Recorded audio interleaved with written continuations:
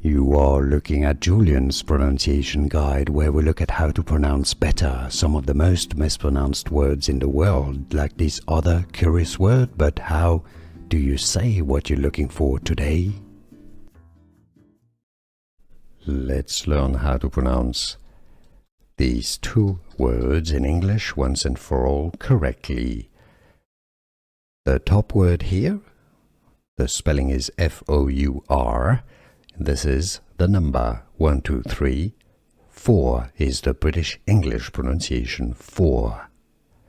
In American English, it's pronounced similarly as 4.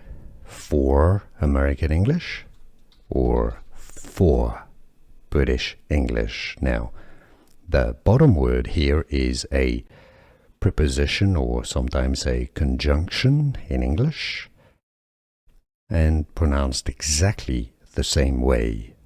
Those are homophones. If you want to learn more English pronunciations, make sure to stay tuned. We've got tons more videos for you. Stay tuned, subscribe. Both those words are pronounced as 4 British English pronunciation or 4 American English.